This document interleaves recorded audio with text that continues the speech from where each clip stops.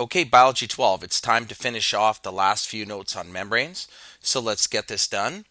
If you go to the eCampus Live Biology 12 site, um, I'll just back up one frame here. The section that you would be at would be Topic 5, which is Chapter 4, Membrane Structure and Function. So we're going to finish this off. And the resources that you have here are the ones that'll show you about osmosis, diffusion, facilitated diffusion. This stuff down here in section 4 is really important. And in section 5, when we talk about using energy to pump things through the cell, largely we're looking more or less down here. Now, we'll get going with that. I want to get back to where we were in the notes. It would be at this point here. We were looking at passive transport, which was osmosis. And that's pretty important. Anytime you take a drink from a glass of water, for example, you're putting osmosis at play. And that is when you go down a concentration gradient. That's kind of natural, right? You drink the water and it flows into your cells. Your cells are more concentrated. So water, as I always said, goes where the action is. And this is pretty important. Your large intestine is responsible for a lot of your water absorption, and that's how your feces are formed. And your kidneys, if there's any excess water, will pick it up and use ultrafiltration to push it out into urine. Some of the excess water in your blood will come out as sweat, perspiration. Ladies, I guess we glow, don't we? All right. So you've got to watch out because if you take on too much water, the amount of liquid, you could think of as the liquid substance of your blood, will increase, and that can increase your blood pressure, and that could be a real serious problem. That's the reason I put these pictures at the bottom, because it puts you at a greater risk for a heart attack or a stroke. Now, the stroke is a blood vessel that more or less pops in the brain, and the bleeding on the brain creates a lot of damage. It is reversible if you get to it right away. In some cases, I guess I should say, paralysis of the left side of the body. My grandmother, for example, had a small stroke, and she was slurring her speech. You don't want to have too much pressure in your blood vessels. It can be a major problem. So we'll pop out of a little bit of talking about osmosis for a second, and what we should talk about are some active things. Now, your cell needs to bring in nutrition. Okay, so a Latin way of saying coming in is endo, and cyto means having to do with the cell. So the word at the top means bringing things into the cell. And the cell itself, I've stated on many occasions, is very concentrated. We're looking at a stockpiling of amino acids, of things like salt, a lot of sugars. Now, how do we get that all in? Because the way diffusion works is this should all spread out, but the cell becomes sort of a hoarder of things. Well, part of it is that the cell pumps it in. So we'll look at what we're talking about with endocytosis. Endocytosis would be, and I'll just pop out of here for a second, when a cell swallows something or brings something in. I've got a good animation for this. I'll just pop out for a second. Not those. Those are coming. There it is. And endocytosis is a very active process where the cell brings things in. And I think a really great example would be along the lines of white blood cells. In this form of active transport, the cell will literally bring things in. Cell eating, for example. So let's take a look at this. There's a couple of forms, 3 subforms. The cell can literally eat like a white blood cell would do. It can take in small amounts. So instead of phagocytosis, which is sort of large eating, it can do penocytosis. And sometimes it can do a form of bringing things in only once the correct lock has been activated on the cell.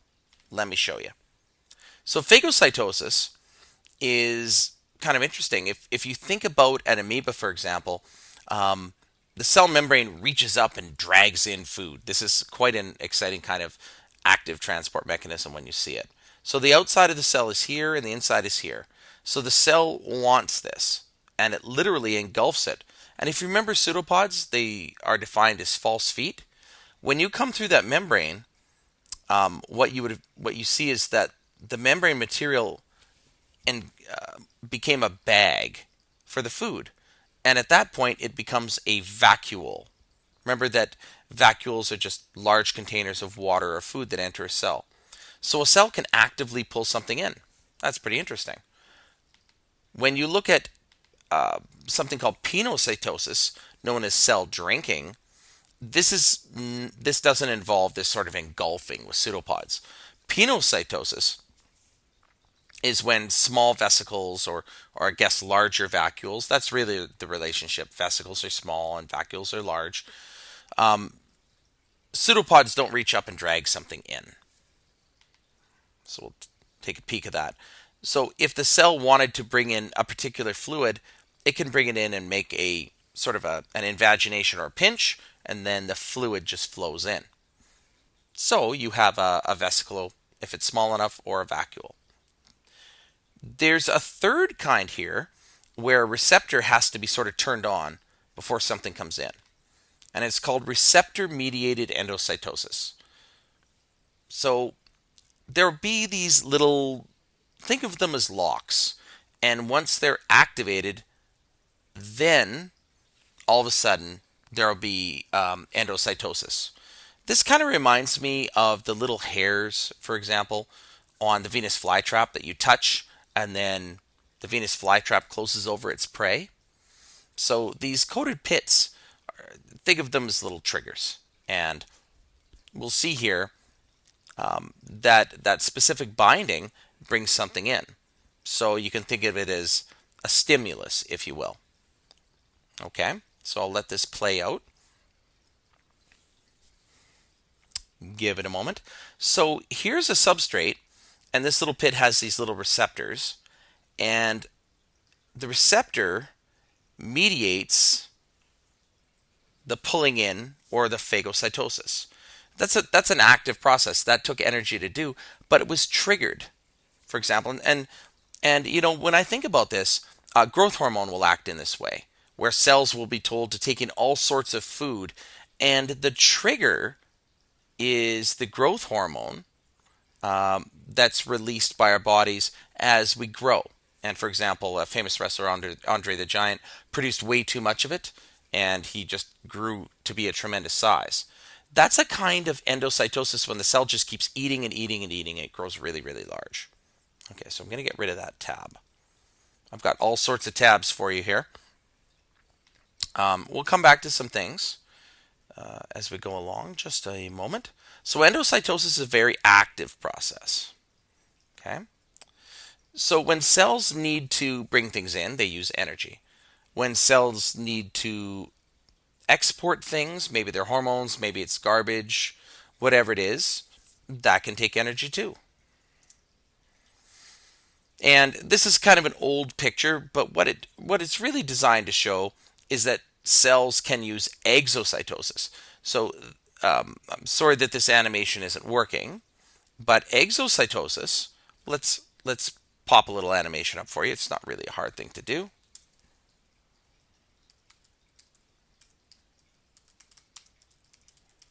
I'll just pop one up.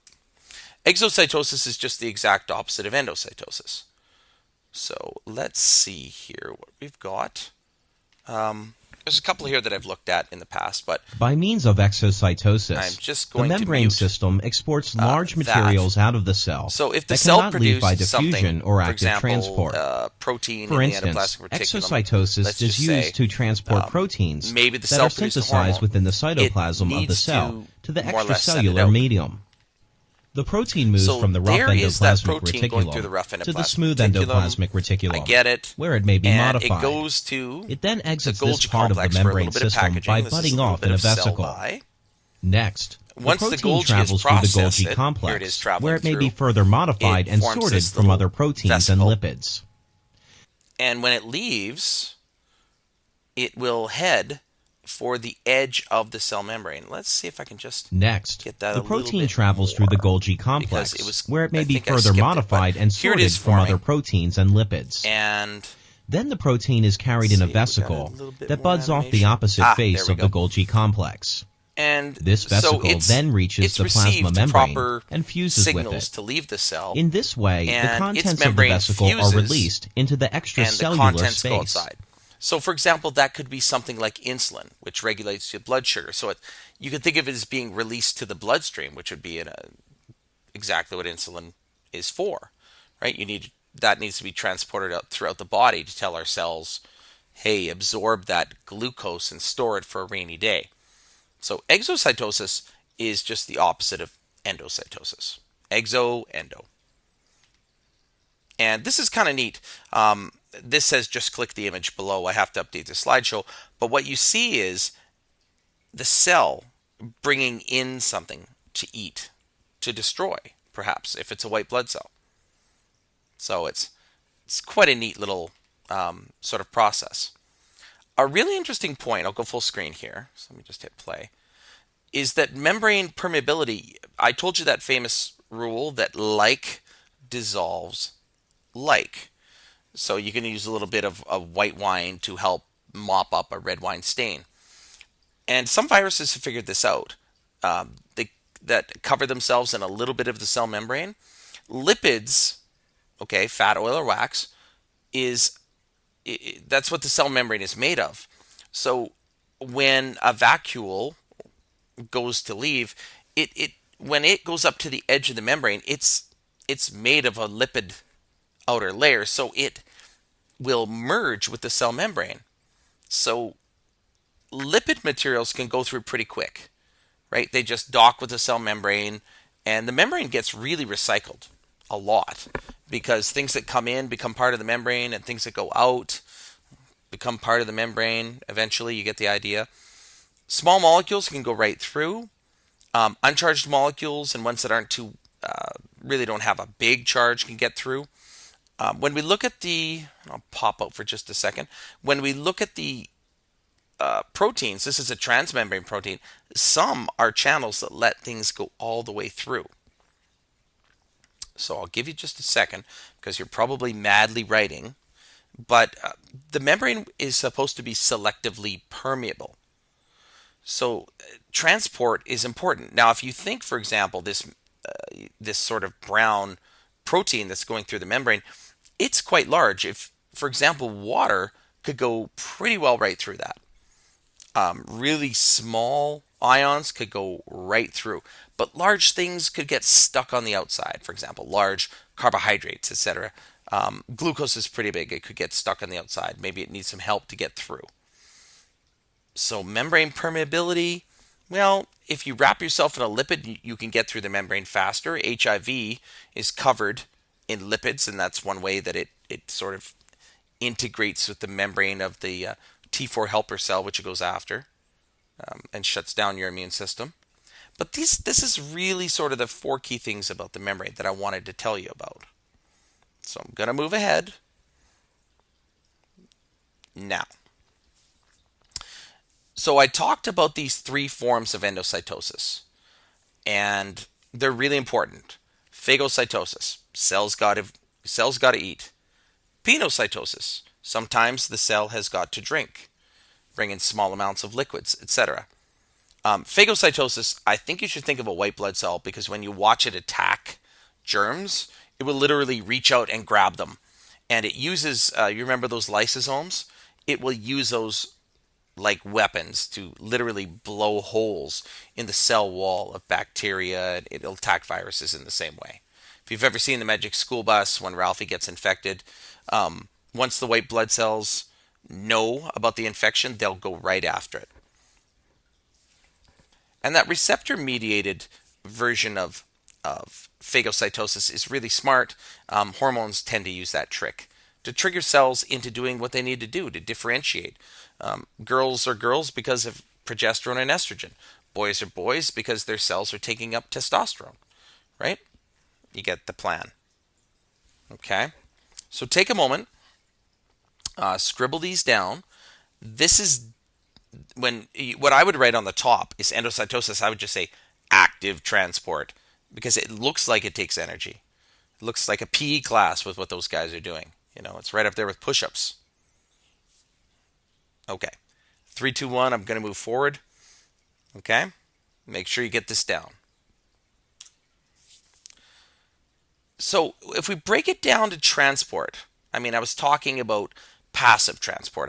We looked at diffusion in the classroom when I sprayed that perfume in the lab. We looked at when we did the dialysis tubing with the membrane. We saw that, you know, it was interesting that iodine got into the bag, didn't it? It stained the starch blue. That didn't take any energy, except for the energy of the particles just moving around. So we say that that's passive. So diffusion and osmosis are passive. You don't need any ATP. You don't need any energy. And facilitated transport, I'll just go up from 3 because we know about diffusion and osmosis. Facilitated transport is passive. So that's down a concentration gradient. I'm going to show you that one. Facilitated means somebody helps. Somebody helps the transport across the membrane without really requiring energy. That sounds like an interesting trick. Here's a hint. I'll show you the glucose transporter that does a great job on doing that. And then active transport. So at the top, you could write down endocytosis and phagocytosis and penocytosis, receptor mediated endocytosis. They all require energy. You want to bring something across? That's fine. And it's usually either a protein, right, that's requires sort of a little bit of energy to pump something across the membrane. Got a little bit more to show you. Okay, so a little bit of yip yapping, but I'll give you a chance. You've got your active transports, facilitated, and your diffusion osmoses. Okay? Okay, so facilitated diffusion and active transport. Kind of interesting when you look at these. Oops, went a little too fast. Let me bring those 3 points up. You need to move stuff across the membrane. So just pop out for 1 second here and zoom in. Now you need to get solutes or particly bits across the membrane. Here's some amino acids on the outside, and you've got to get them from, let's say, your digestive system, which has broken them down, into the inside of the cell. That's going to take a little bit of work. Sometimes there's little proteins in your membrane that will help that happen. Okay, whether or not it's active transport, this is like a little machine that uses energy to run and just pull things in. And sometimes there are little proteins that will just kind of flip when they fill up with things, and they'll just add things to the inside of the cell. Let's pop out for just a second. Okay, so I've got a few animations to show you here. Active transport. Let's see here. We've got osmosis, diffusion. Active transport, we already saw endocytosis, where that's where the cell literally just pulls something in, right? And there are a couple little forms there. If you look at an ion pump, sometimes the cell needs to pump ions in or out of the cell. And that's an active transport process. Now, it can get a little bit complicated here, but if you want to pump ions in, let's say that we have a little protein here, we can use a little bit of ATP and we can pump hydrogen ions from a low to a high. Now, this isn't if you watch this, that's not diffusion. That's the exact opposite. That's stockpiling. So cells do have this little trick where they can use energy to stockpile ions. And this is, for example, was a hydrogen pump. And just move on to one more. Co-transport is kind of like getting into a nightclub with a friend. You're too young. You shouldn't be getting into nightclubs, but one day you will. You get in because of somebody else. So sucrose, which is a dimer, it can't really get into the cell. It needs, it's trying to sneak in. It can't get in. But due to the action of what's going on over here, right? There's a little hydrogen pump going on here. We just saw this a second ago.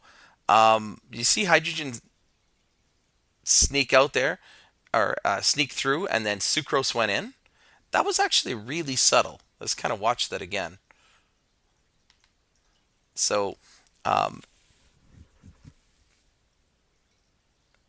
sucrose is busy trying to get from the outside of the cell inside, so it's just as nice twice. It can't get through, except if it's got its buddy with it. So a little bit of hydrogen here got pumped out of the cell, and hydrogen sneaks through an open door, and oh look, sucrose goes in. That's co-transport. That's how sucrose actually gets in. It needs a little bit of hydrogen to help it sneak in. It took a little bit of energy to make that happen. So co-transport. Some molecules, to keep it simple, some molecules can't get into the cell without friends. Okay. I think the last one was endocytosis, which we already looked at. So kind of interesting. So three main sort of energetic ones. You can pump ions, you can sneak through the membrane with friends, or the cell can just eat or drink you. Ions, sneak in with friends, you're consumed by eating or drinking. Okay, so that takes energy to get you in. So now you know. There we go. I can close those now. So those are active transport mechanisms. There's one here called the sodium-potassium pump. Now, this comes up when we study nerves. I'm going to do you a very great favor. I've been meaning to do this for a little while. Sorry, folks. Slides 47 and 48. So this one here on the sodium-potassium pump, what I will tell you about it is that your nerve cells only fire when we pump the sodium and potassium levels, when we maintain them across the cell. And it says it creates a dipole inside the cell. Think of it as recharging a battery. Your nerve cells literally have electrical impulses because of the actions of like sodium and potassium. Now, normally we teach the sodium potassium pump at this point in the course. I'm growing older and I'm growing wiser, and I'm just going to mention it right now. That's all I'm going to do. The sodium potassium levels have to be actively transported and your nerves work. Okay, there's a neat little picture here about restoring those levels once a nerve impulse happens, but we're not doing it today. Because guess what? We're going to save it for the nervous system, where it belongs. So, I'm going to sneak past that for a second.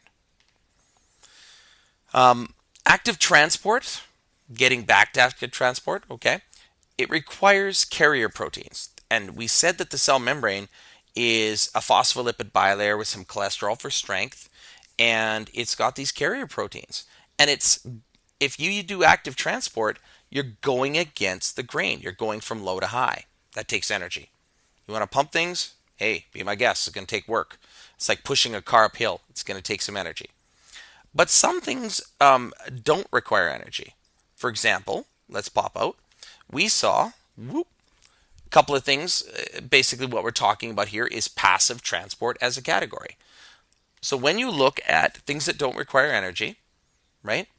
When we look at osmosis, right? Water flowing from a low or from a high concentration to a low. Down a gradient. Let that reload for just 1 second. Okay. Well, let's look at it this way. I'll get rid of that animation. It takes too long to load. But if you look at osmosis, water passing through a semi-permeable membrane, it tries to have about, and I'll just rewind that and run it again. You should have the same concentration of water on each side. These levels are about the same. It's at an equilibrium. Now, the only time it would not be at an equilibrium, folks, is if the water was going where the action is. Now watch this. I'm going to add salt into this side. Now this side is salty. Well, these are some pretty attractive elements. And because they're charged, some water particles will try to stick to sodium, and some parts will try to stick to chlorine. Did you notice that when you add salt to one side, if there's a membrane here, the water particles can go back and forth, but when you add salt, more water particles actually came to this side. Well, that's because the water particles are attracted to these ions, and it will create a differential in height. And that didn't require energy. That's just pure attraction. That's passive transport. Okay? Osmosis is passive transport. Here's another one called facilitated diffusion. Now, you know when you go to the pool and they've got those water buckets, everybody likes to stand under the water buckets. And the water buckets fill up with water and then they face down, right? They turn upside down and you get soaked and the water hits you on the head. But those buckets only turn upside down when something fits into them, right? When they fill up with water and then they turn upside down. It doesn't really take any energy for the buckets themselves. The buckets just fill and they turn upside down. That's a lot like facilitated diffusion. Now, watch this. Okay, so let's go. I just have to sort of restart it, I guess. Let's see here. There we go. Okay, so let's say that this green ball is glucose. Okay, it enters the little protein. And do you see that? Now that was subtle. Because it fit in there, it changed the shape of the protein, and the protein, when it changed shape, just threw it in. It's called a conformational change. That's the big word for the water bucket filled up and turned inside out. Okay, it's just like the pool. Let's see if I can get it to run one more time. So this is how the glucose transporter works. Fills up with glucose. This channel, you just basically change the shape of the protein. Glucose goes in. Now, interestingly enough, this is just like osmosis or diffusion. It works down a concentration gradient. Nonetheless, it does help get glucose into the cell. And the last time I checked, cells run on glucose. Probably a good idea. So these little proteins just change shape when they touch glucose, and in goes glucose. Pretty cool. All right. I think I'll just close that little animation. We don't need it. So back to our notes. We'll just sort of polish this off. Facilitated diffusion, and I'm going to make a little change here, is from a low concentration to a high concentration. Okay? Glucose transporters. That makes it, it's a passive transport mechanism. So I had to change that, update that. That's okay. No problem for me. So your glucose transporter does this, and there's glucose sneaking in from the outside to the inside. Kind of looks fancy, but here's the molecule binding, and it just gets spat into the cell. Sounds to me like that's a good idea. When after this spits it in, kind of looks like a clothes peg, doesn't it? After it spits it in, it faces out like this. There you go. Glucose transporter, passive transport. Who would have thought it? Okay. It's not an ion channel. It doesn't take any ATP. It's really handy. Okay. These aren't just like pores in a membrane where things come through. And there's different ones, right? You've got glucose. A lot of these channels can be really specific to certain nutrients. So the cell has a lot of mechanisms to help it get a lot of things through. There's some, as soon as I mentioned this, I wanted to talk a little bit about these ion channels and the tetrodotoxin. If you look at a pufferfish, it produces this extremely powerful toxin. And what happens when you poison someone, like for example, cyanide basically poisons your mitochondria and they don't work. And if your mitochondria don't work, no energy, no cell doesn't work. Okay, so it's game over. When you look at a typical ion channel, for example, it would let things through. Okay? Tetrodotoxin, well, it plugs the ion channels. not a good thing. And things that would normally flow through the ion channels, right?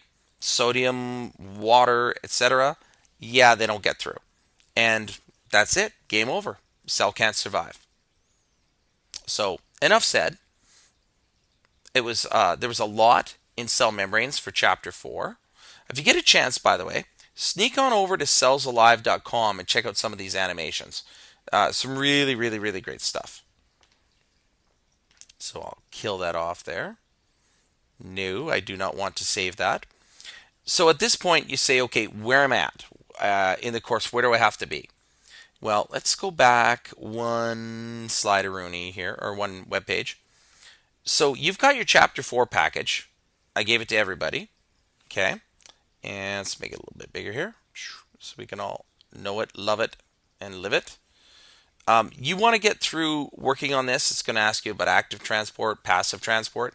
And this slide in particular, this section, please pay attention and ask yourself which side is hypertonic and which one is relatively hypotonic.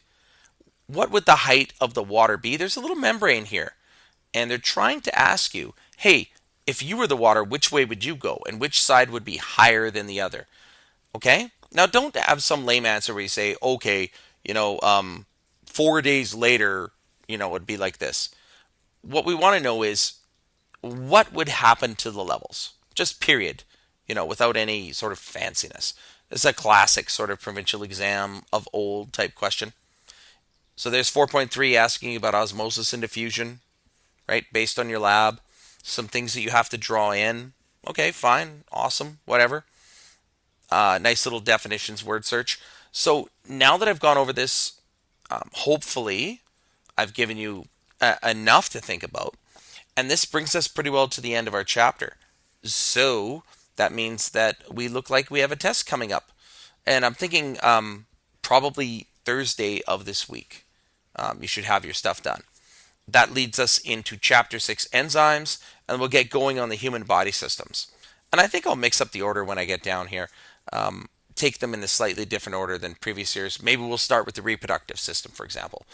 But that's it, ladies and gentlemen. And I hope you have a good day. It's Mr. B checking out.